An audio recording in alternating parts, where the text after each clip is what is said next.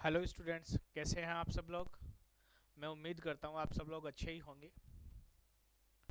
Last lecture में हमने discuss किया था मॉल के बारे में और हमने बात की थी मॉल का अगर मास गिवन है तो उस गिवन मास से हम मॉल कैसे कैलकुलेट करें, ये सब हमने लास्ट लेक्चर में डिस्कस किया था। कुछ क्वेश्चन भी डिस्कस किए थे, हमने कुछ टर्मिनोलॉजीज डिस्कस की थी। आज हम बात करने वाले हैं लेक्चर 5 की।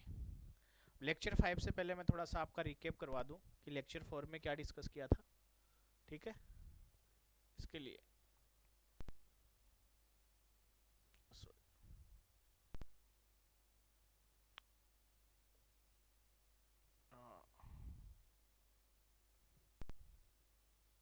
लेक्चर 4 में हमने डिस्कस किया था, देखो, एटॉमिक मास, एएमयू के बारे में, relative atomic mass, molecular mass के बारे में, और फिर हमने लास्ट में डिस्कस किया था relative atomic mass, molar mass और एटॉमिक मास में रिलेशन क्या है, एक क्वेश्चन। फिर हमने एक क्वेश्चन डिस्कस किया था और आज हम बात कर रहे हैं इसके अगले नेक्स्ट क्वेश्चन की और इसके बाद में नया टॉपिक स्टार्ट करेंगे।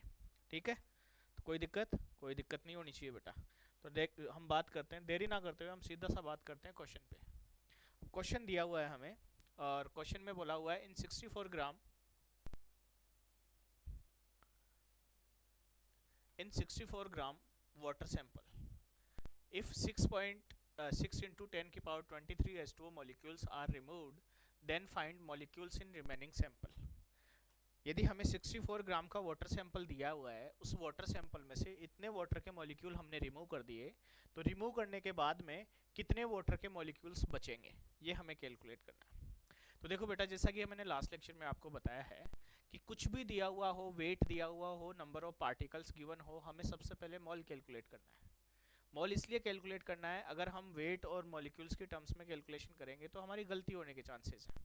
इसलिए हम कैलकुलेशन को आसान बनाने के लिए सबसे पहले क्या कैलकुलेट करेंगे, मॉल कैलकुलेट करेंगे, और फिर मॉल की टर्म्स में ही कैलकुलेशन करके बाकी बाद में जब ज़रूरत पड़ेगी किसी दूसरे टर्म में कैलकुलेट करने की, तो हम उसको उस हिसाब से कैलकुलेट कर लेंगे।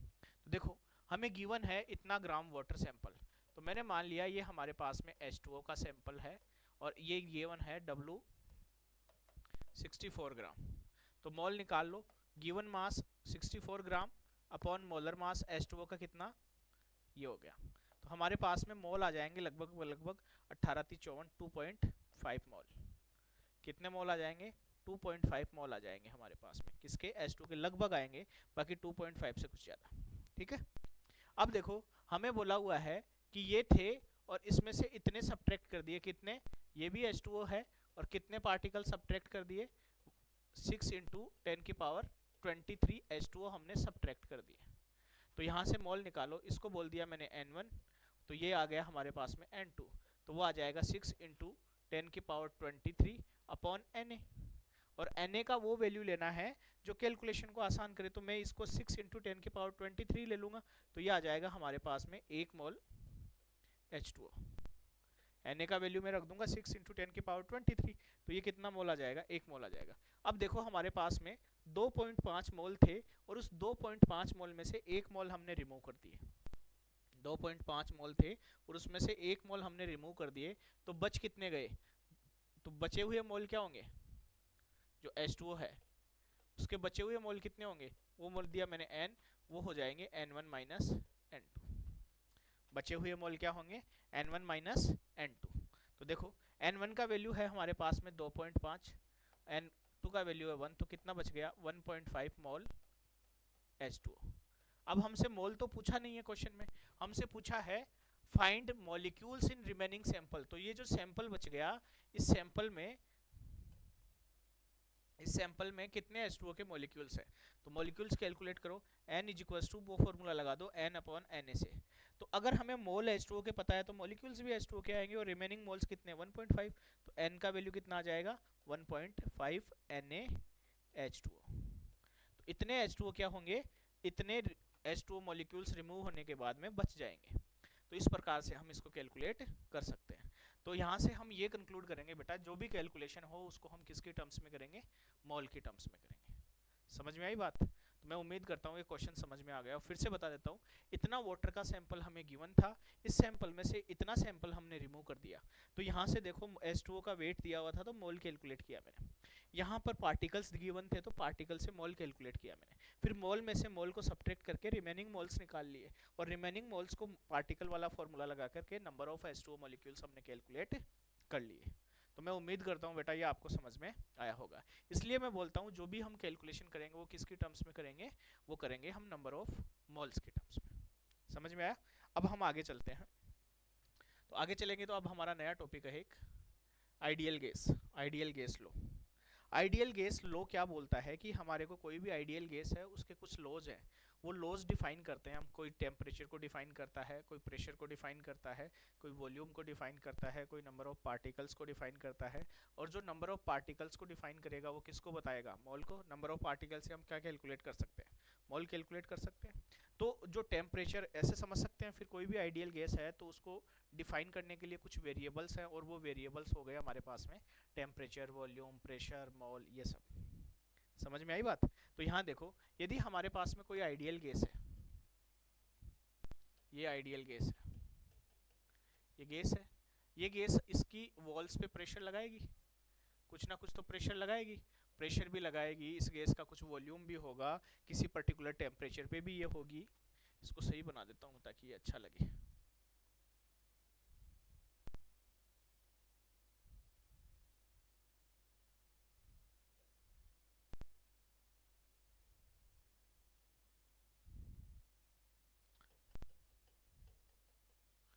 ठीक है, तो ये गैस है और ये कुछ ना कुछ प्रेशर तो लगाएगी लगाएगी।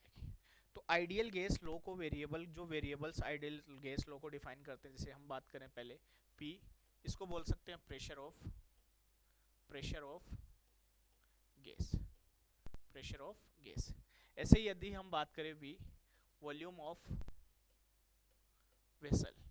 वेसल का मतलब हम ये बोल सकते हैं गैस को जिस भी कंटेनर में हम रखेंगे उसका वॉल्यूम उस कंटेनर के इक्वली हो जाएगा। ठीक है, ऐसे ही हम बात करें N, मास ऑफ, या ऐसे बोल दो amount of substance, amount of substance, amount of substance. ऐसे ही यदि हम बात करें टेम्परेचर, तो ये है टेम्परेचर, और ये हमेशा किस में यूज करेंगे हम, केल्विन में यूज करेंगे, ये ध्यान रखना। तो ये वो वेरिएबल्स हैं जो गैस लॉ को डिफाइन करते हैं, ये वो वेरिएबल्स हैं जो गैस लॉ को डिफाइन करते हैं। और इन सारे गैसेस लॉ को अगर हम कंबाइन कर दें, सारे गैसेस लॉ को हम कंबाइन कर दें, तो हमें एक इक्वेशन मिलती है जिसको हम बोलते हैं आइडियल गैस इक्वेशन। बेसिकली बेटा कईयों को ये कन्फ्यूजन होगा, सर हमें कैसे पता चलेगा ये गैस लॉज क्या है क्या नहीं है। तो जब हम गैसियस चैप्टर पढ़ेंगे तो इन सारे लॉज के बारे में बात करेंगे। प्रेशर को डिफाइन करने वाला, यानी कांस्टेंट प्रेशर पे कौन सा डिफाइन होता है, चार्ल्स लॉ, बॉयल्स लॉ, ये सब पढ़ेंगे हम, है ना। ये सारे लॉ हम कहाँ पढ़ेंगे, गैसियस चैप्टर में पढ़ेंगे। तो अभी हमें ये ध्यान रखना है, इन वेरिएबल्स को डिफाइन करने, इन वेरिएबल की हेल्प से हम आइडियल गैस लॉज को डिफाइन करते हैं। इन सारे लॉज को यदि हम कंबाइन कर दे तो हमें एक इक्वेशन मिलती है जिसको बोलते हैं हम आइडियल, सॉरी, अरे ideal gas equation, gas equation, ideal gas equation. और वो होती है हमारे पास में PV is equal to nRT, PV is equal to nRT।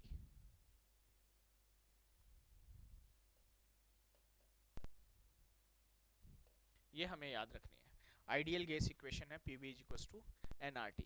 यहाँ पर वही सारी चीजें हैं, P प्रेशर ऑफ गैस है, V वॉल्यूम ऑफ वेसल है, N अमाउंट ऑफ सब्सटेंस है, T टेम्परेचर है केल्विन में, और यहाँ पर R जो है उसको बोलते हैं हम gas constant, gas constant. R है हमारे पास में गैस कांस्टेंट। तो बेटा देखो R गैस कांस्टेंट है तो इसकी फिक्स्ड वैल्यू है, वो फिक्स्ड वैल्यू क्या होगी उसके बारे में भी हम बात करेंगे। तो देखो P प्रेशर ऑफ गैस है, V वॉल्यूम ऑफ वेसल है, N अमाउंट ऑफ सब्सटेंस है, ये सारे वेरिएबल्स मिलके एक साथ कंबाइन होकर के किसका फॉर्मेशन करते हैं, आइडियल गैस इक्वेशन का फॉर्मेशन करते हैं। अब एक एक करके एक एक वेरिएबल के बारे में हम बात करने वाले हैं। वेरिएबल के बारे में बात करना इसलिए ज़रूरी है क्योंकि बेटा यहाँ यूनिट कन्वर्जन बहुत इंपॉर्टेंट हो जाता है। प्रेशर का यूनिट कन्वर्जन हमें पता होना चाहिए, वॉल्यूम का यूनिट कन्वर्जन हमें पता होना चाहिए, टेम्परेचर का यूनिट कन्वर्जन हमें पता होना चाहिए। यहाँ तो हम इसको थोड़ा सा इतना डिटेल में नहीं करेंगे, बस सीधी लिखेंगे कि कैसे किस प्रकार से कन्वर्जन होगा। अगर आपको इसके बारे में डिटेल में जानना है तो अपने ही चैनल में इस पर एक डिटेल वीडियो मिलेगा आपको, उस वीडियो को आप देख करके पूरा समझ सकते हैं कि किस प्रकार से एक यूनिट से दूसरी यूनिट में कन्वर्ट किया जा सकता है। समझ में आई बात? तो अभी हम बात करते हैं इसका पहला जो वेरिएबल है प्रेशर के बारे में। तो देखो, यदि मैं बात करूं पहले प्रेशर P, तो प्रेशर में जो यूनिट होती है वो एटीएम भी होती है, पास्कल भी होती है, बार भी होती है, एमएमएचजी भी होती है, न्यूटन पर मीटर स्क्वायर भी होती है और टोर भी होती है। ये सारी यूनिट्स होती हैं। तो देखो यहाँ से मैं लिख रहा हूँ एक एटीएम बराबर होता है 1.013 इंटू 10 की पावर 5 पास्कल।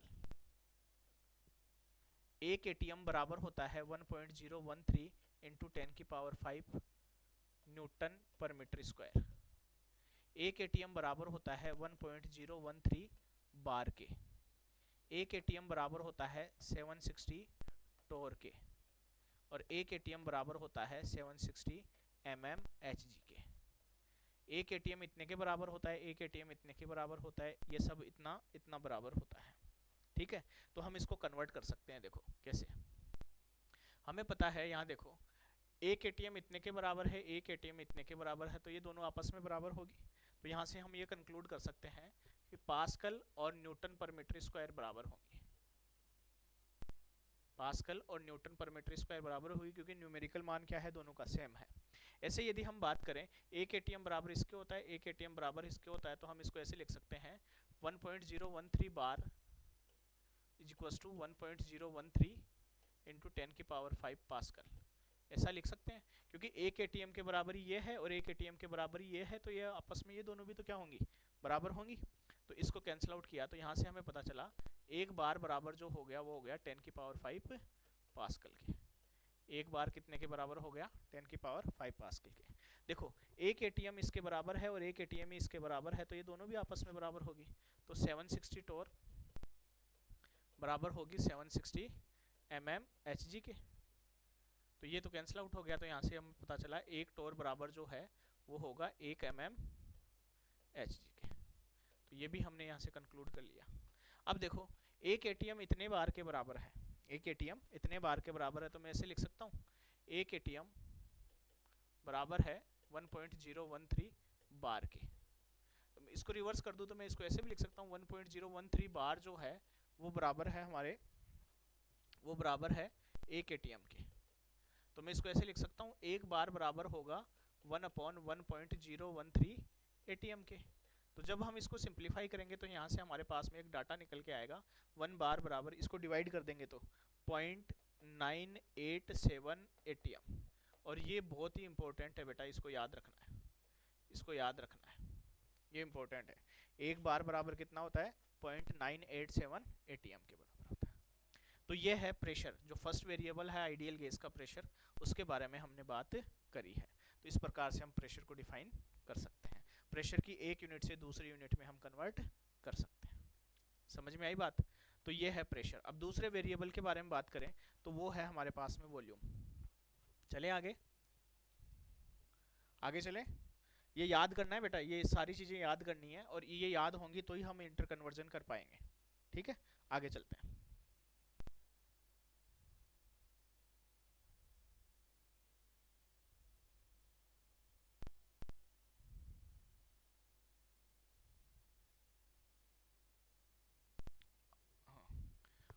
सेकंड, अपने को कुछ स्लाइड्स लेनी पड़ेगी बेटा, नहीं तो ये चीज़ें क्लियर नहीं होगी। अपने को कुछ स्लाइड्स खाली करवानी पड़ेगी। इसी स्लाइड को ले लेते हैं हम।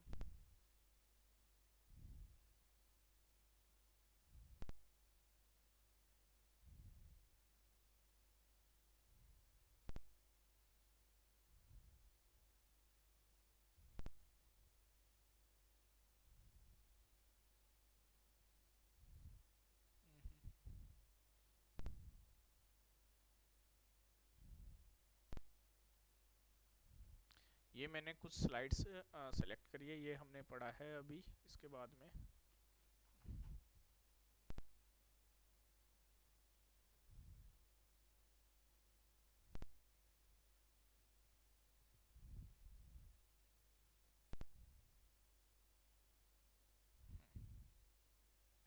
ये अभी हमने बात करी है।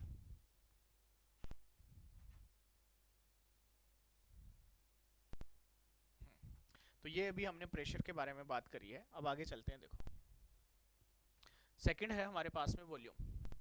सेकंड कौन है? वॉल्यूम। वॉल्यूम सेकंड है वॉल्यूम। अब वॉल्यूम का यूनिट कन्वर्जन कैसे होगा देखना बेटा। हमें एक डाटा याद रखना है, 1 मीटर क्यूब बराबर होता है 1000 लीटर। 1 मीटर क्यूब बराबर कितना होता है? 1000 लीटर। और हमें पता है 1 मीटर बराबर होता है 100 सेंटीमीटर। और हमें पता है 1 लीटर बराबर होता है 1000 ml। 1000 ml ये हमें याद रखना है। अब देखो ये जो 1 मीटर क्यूब है इसको मैं ऐसे लिख सकता हूँ, 1 metre into 1 metre into 1 metre और इज इक्वल्स टू 1000 लीटर। ऐसे लिख सकता हूँ। तो 1 मीटर की जगह ये 100 सेंटीमीटर लिखा जा सकता है, हाँ या ना? तो इसकी जगह मैंने लिख दिया 100 सेंटीमीटर और इंटू 100 सेंटीमीटर और इंटू 100 सेंटीमीटर। और ये हो गया अपने पास में 1000 इंटू 1 लीटर। और 1 लीटर की जगह क्या लिखा जा सकता है? 1000 ml इंटू 1000 ml। ये लिख दिया बेटा मैंने। इस 1000 लीटर को लिखा 1000 इंटू 1 लीटर। तो 1000 तो 1000 रह गया और 1 लीटर की जगह लिख दिया मैंने 1000 ml। तो मैं इसको सिंप्लीफाई करूँ तो देखो बेटा, ये 10 की पावर 20 20 20 10 की पावर 6 सेंटीमीटर क्यूब और बराबर ये 10 की पावर 6 ml। ये हो गया, हाँ या ना? तो यहाँ देखो ये तो कैंसिल आउट हो गया। तो यहाँ से हमने कंक्लूड किया कि 1 सेंटीमीटर क्यूब बराबर है वो कितने के है? 1 ml के बराबर है। 1 सेंटीमीटर क्यूब कितने के बराबर है? 1 ml के बराबर है। ये अपने को यहाँ से डाटा मिला। अब आगे बात करें तो देखो ये जो 1 सेंटीमीटर क्यूब है, इस 1 सेंटीमीटर क्यूब को हम लिख सकते हैं 1 सेंटीमीटर क्यूब। ठीक है, तो सेंटीमीटर का सी और क्यूब का सी, तो हमारे पास में एक नई यूनिट आ जाती है। 1 सेंटीमीटर क्यूब होता है 1 सीसी के बराबर। 1 सेंटीमीटर क्यूब कितने के बराबर होता है? 1 सीसी के। और अभी हमने बात करी 1 सेंटीमीटर किसके बराबर होता है? 1 ml के बराबर होता है। ये भी हमारे पास में एक नई यूनिट आ गई।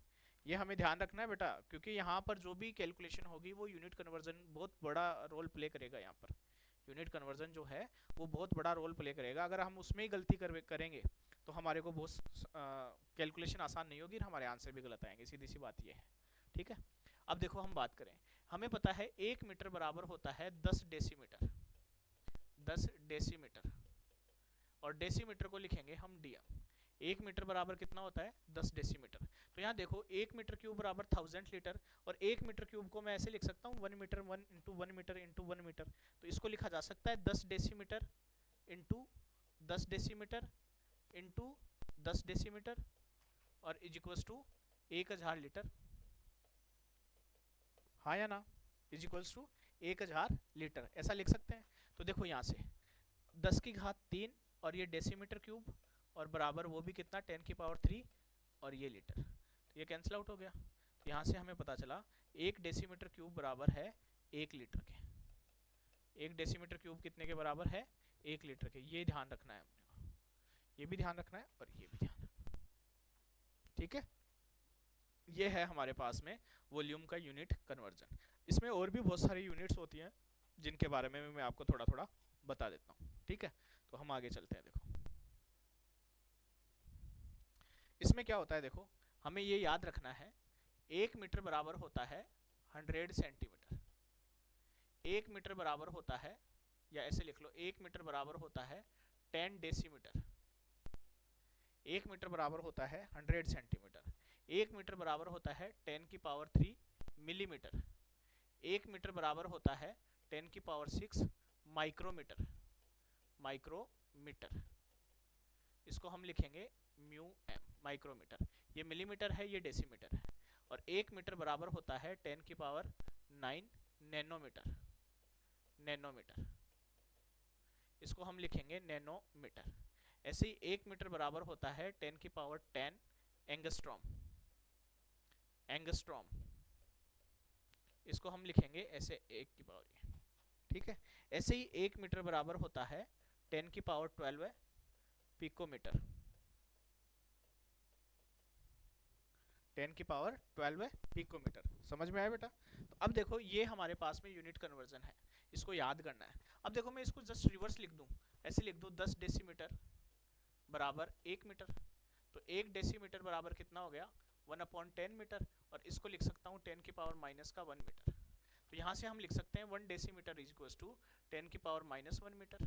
ऐसे यहाँ से लिख सकते हैं 1 सेंटीमीटर इज इक्वल टू 10 की पावर माइनस का 2 मीटर। ऐसे लिख सकते हैं 1 मिलीमीटर इज इक्वल टू 10 की पावर माइनस का 3 मीटर। ये इसको डिवाइड कर दिया ऐसे, है ना, इसको इधर डिवाइड कर दिया ऐसे, सॉरी इसको इधर ऐसे डिवाइड कर दिया, इसको इधर डिवाइड कर दिया। तो यहाँ से आ जाएगा 1 माइक्रोमीटर इज इक्वल टू 10 की पावर माइनस का 6 मीटर। ऐसे आ जाएगा 1 नैनोमीटर इज इक्वल टू 10 की पावर माइनस का 9 मीटर। ऐसे ही आ जाएगा 1 एंगस्ट्रॉम इज इक्वल टू 10 की पावर माइनस का 10 मीटर। ऐसे ही आ जाएगा 1 पिकोमीटर इज इक्वल टू 10 की पावर माइनस का 12 मीटर। ये याद करना है बेटा, ये यूनिट कन्वर्जन में हमारी हेल्प करेंगे। तो वॉल्यूम में ये हमें याद करनी पड़ेंगे। वो यहाँ हमने केमिस्ट्री में भी हेल्प करेंगे, तो ये फिजिक्स में भी अपने हेल्प करेंगे। तो इनको याद कर लेंगे तो हमारी कैलकुलेशंस आसान हो जाएगी। समझ में आई बात? आगे चलें। देखो फिर यहाँ पर कुछ टर्म्स हैं, जैसे मान लो डेसी का मतलब कहीं पर भी लिखा हुआ आ गया, डेसी का मतलब, तो डेसी का मतलब होता है 1/10 या 10 की पावर माइनस का 1। डेसी कहीं पर भी शब्द लिखा हुआ आ गया तो 10 की पावर माइनस का 1। अब यदि इसके आगे मैं मीटर लगा दूं तो ये डेसीमीटर हो गया। एक डेसी का मतलब 1/10, है ना, या 10 की पावर माइनस 1। तो 1 डेसीमीटर बराबर 10 की घात माइनस 10 की पावर माइनस का 1 मीटर, जो यहाँ लिखा हुआ है। ऐसे ही यदि 1 सेंटी लिखा हुआ आ गया, सेंटी, तो 1 सेंटी का मतलब होता है 10 की पावर माइनस का 2। ऐसे ही यदि मिली लिखा हुआ आ जाए, 1 मिली का मतलब होता है 10 की पावर माइनस का 3। ऐसे यदि माइक्रो लिखा हुआ आ जाए तो माइक्रो का मतलब होता है 10 की पावर माइनस का 6। ऐसे ही नैनो लिखा हुआ आ जाए तो ये सब अपने को पता है। ऐसे ही एक टर्म और होता है जिसको हम बोलते हैं सेमी। सेमी, अब ये तो कोई टर्म तो है नहीं, ये तो इंग्लिश का वर्ड है सेमी। सेमी का मतलब होता है हाफ। तो ये हमें ध्यान रखना है बेटा, ये वॉल्यूम यूनिट कन्वर्जन में, वॉल्यूम का जब कन्वर्जन करेंगे तब यह हमारी हेल्प करेगा। समझ में आई बात? तो अभी हमने जो आइडियल गैस लॉ के वेरिएबल्स थे उनमें प्रेशर की बात की है, उसमें हमने वॉल्यूम की बात करी है। अब तीसरा हम बात करते हैं, मोल हम पढ़ ही रहे हैं, मोल तो हम पढ़ ही रहे हैं, तो मोल के बारे में तो हम जानते ही हैं। तीसरा बात करें हम, थर्ड है हमारे पास में मोल।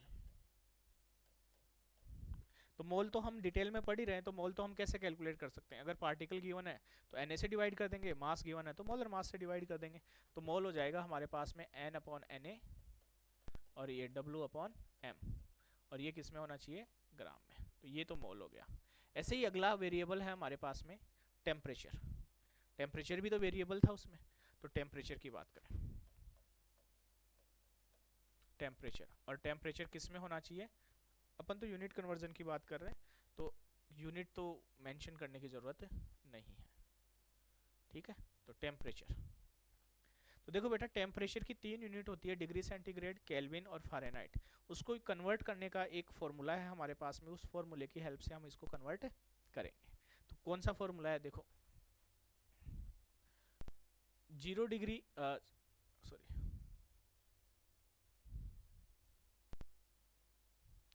0 minus degree centigrade upon 100 minus 0 is equal to F minus 32 upon 212 minus 180। F minus 32, sorry इसमें, अरे यार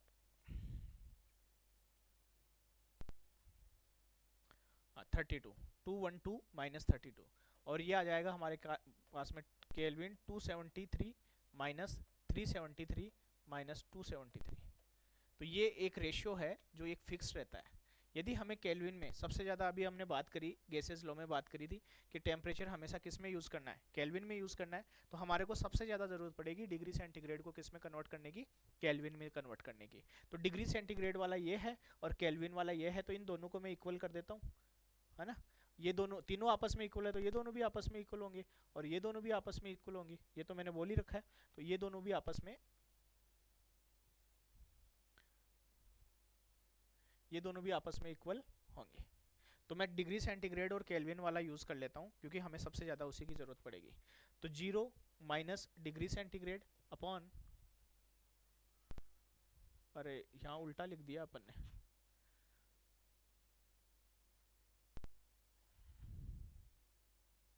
डिग्री सेंटीग्रेड माइनस 0, 100 माइनस 0। तो ये इसको सही कर लेना बेटा, ये सही हो जाएगा।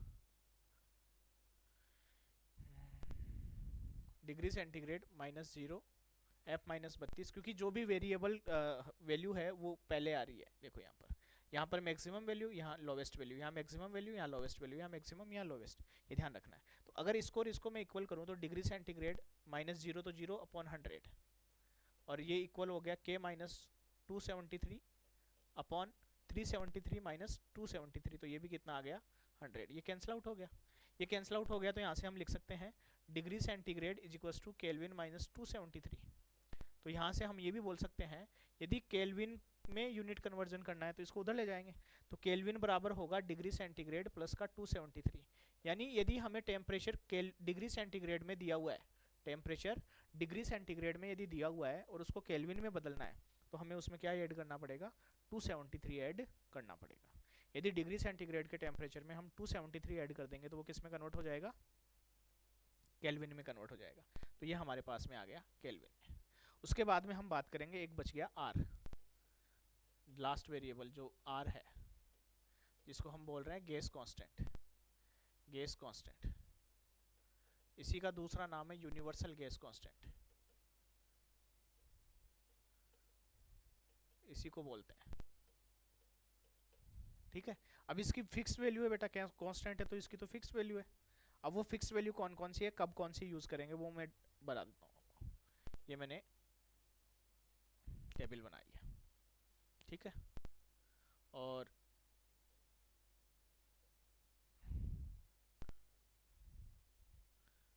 ये मैंने यहाँ यूज किया है P, और यहाँ यूज किया है, यहाँ यूज किया है P, और यहाँ यूज कर लेते हैं V।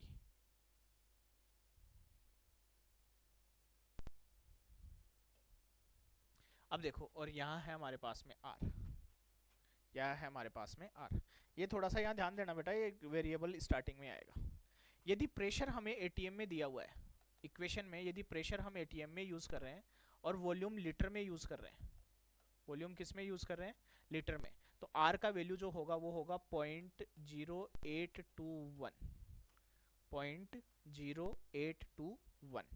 ऐसे ही यदि हम प्रेशर पास्कल में यूज कर रहे हैं, पास्कल या न्यूटन पर मीटर स्क्वायर, पास्कल या न्यूटन पर मीटर स्क्वायर में यूज कर रहे हैं, तो और वॉल्यूम कर रहे हैं हम मीटर क्यूब में यूज, तो हमारे पास में आर की वैल्यू होगी 8.314, 8.314। ऐसे ही यदि हम इसको एक साथ यूज कर लें, अगर मैं इसको एक साथ यूज कर लूं, P और V दोनों का मल्टीप्लिकेशन, ये यदि कैलोरी में है हमारे पास में, किस में है, कैलोरी में, P और V का मल्टीप्लिकेशन कैलोरी में क्यों आएगा बेटा, P और V वर्क को रिप्रेजेंट करता है, और वर्क की यूनिट कैलोरी भी होती है और जूल भी होती है, इसलिए इन दोनों का प्रोडक्ट अगर कैलोरी में है तो R का वैल्यू कितना होगा, 2 होगा। तो हमें क्वेश्चन देख करके ये समझना जरूरी है कि R का वैल्यू कौन सा लेना है, R का वैल्यू कौन सा लेना है। यदि प्रेशर एटीएम में है, वॉल्यूम लीटर में है, तो हम R लेंगे 0.0821। यदि प्रेशर पास्कल या न्यूटन पर मीटर स्क्वायर में है, वॉल्यूम मीटर क्यूब में है, तो हम R का वैल्यू लेंगे 8.314। यदि P और V दोनों का प्रोडक्ट कैलोरी में है तो हम R का वैल्यू लेंगे कितना, 2। अब देखो यहाँ पर इसको कई जगह लिखा हुआ होता है 1/12, यानी R का वैल्यू अगर प्रेशर एटीएम में वॉल्यूम लीटर में है तो इसको हम 1/12 भी लिख सकते हैं, लेकिन जब तक क्वेश्चन में मेंशन नहीं करे तो 1/12 नहीं लेना है। 1/12 कैलकुलेशन को आसान बना के लेने के लिए बनाया हुआ आंकड़ा है, लेकिन एक में हम जब भी 12 का डिवाइड करेंगे, एक में जब भी हम 12 का डिवाइड करेंगे तो वो 0.082 नहीं आएगा, उसके लगभग आएगा, इसलिए फाइनल आंसर में हमेशा वेरिएशन आएगा। इसलिए जब तक क्वेश्चन में मेंशन ना करे, 1/12 यूज ना करे, तब तक हमें क्या यूज करना है, 0.082 यूज करना है। समझ में आई बात? क्योंकि इससे कैलकुलेशन तो आसान हो जाएगी, लेकिन ऑप्शन पास पास में है तो गलती होने के चांसेस भी हैं। ठीक है बेटा, तो गलती होने के चांसेस भी अपने को देखने को मिल सकते हैं। इसलिए 1/12 तभी यूज करना है जब हमें क्वेश्चन में मेंशन हो, नहीं 0.082 यूज करना है। कब? जब प्रेशर एटीएम में हो और वॉल्यूम किस में हो? लीटर में हो। ऐसे ही प्रेशर पास्कल या न्यूटन पर मीटर स्क्वायर में हो और वॉल्यूम मीटर क्यूब में हो तो कितना यूज करना है? 8.314। और इन दोनों का प्रोडक्ट यदि कैलोरी में है तो कितना यूज करना है? 2 यूज करना है। अब अगर इनकी यूनिट की बात करें, तो PV is equal to nRT से यदि प्रेशर एटीएम में है, वॉल्यूम लीटर में है, तो आर का वैल्यू क्या हो जाएगा? मोल तो मोल रहेगा, और ये केल्विन में हो जाएगा, तो ये आर की यूनिट आ गई। तो इस वाले केस में जो यूनिट होगी पहले वाले केस में वो होगी एटीएम लीटर पर मोल केल्विन। ये किसकी यूनिट है? आर की यूनिट है। इस आर की यूनिट है इसके लिए। ऐसे ही यदि मैं सेकंड वाले की बात करूं तो प्रेशर किस में है? पास्कल में। वॉल्यूम किस में है? मीटर क्यूब में। और पास्कल और मीटर क्यूब मिलकर के क्या बनाते हैं? न्यूटन पर मीटर स्क्वायर बनाएंगे, और नीचे क्या आ जाएगा? Mole upon kelvin. तो इसकी यूनिट की बात करें तो ये आ जाएगा न्यूटन पर मीटर स्क्वायर अपॉन मोल और केल्विन। ये इसके वाले की यूनिट है। और अगर मैं इसकी बात करूं तीसरे वाले की, आर की यूनिट की बात करूं, तो ये पी और वी दोनों ने मिलकर के तो क्या बना दिया? कैलोरी। और कैलोरी में किसका भाग देना है? मोल का और केल्विन का, तब आर आ जाएगा। तो हमारे पास में इसकी यूनिट आ जाएगी कैलोरी पर मोल केल्विन।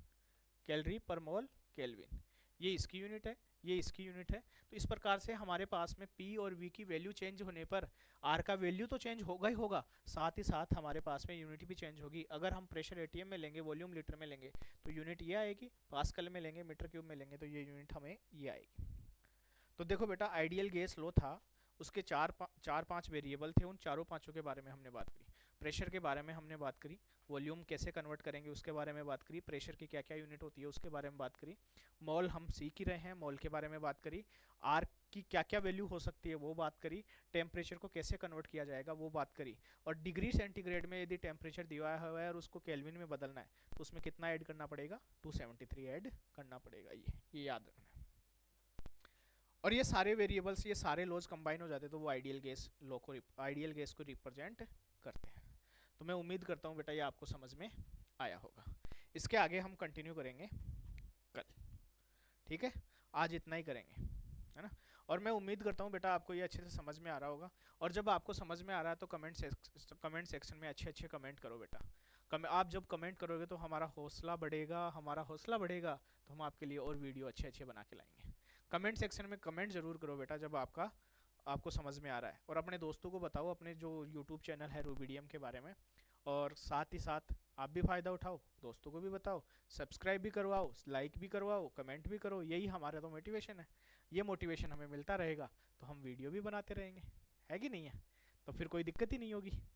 समझ में आई बात? तो आज हमने बात करी है आइडियल गैस लॉ की, आइडियल गैस इक्वेशन की, और इस आइडियल गैस इक्वेशन में ही हम आगे बढ़ेंगे, कुछ क्वेश्चंस भी करेंगे, एसटीपी एनटीपी कंडीशन के बारे में भी डिस्कस करेंगे। लेकिन ध्यान रखना बेटा, ये जो वीडियोस हैं आप कंटिन्यूटी में देखोगे तो चीज़ें समझ में आएगी। अगर रैंडमली आप बीच बीच में से वीडियो उठा करके देखोगे तो चीज़ें समझ में नहीं आएगी। समझ में आई बेटा? तो आज का वीडियो हम यहीं रोकते हैं, आगे हम कंटिन्यू करेंगे नेक्स्ट लेक्चर में। ठीक है? Thank you.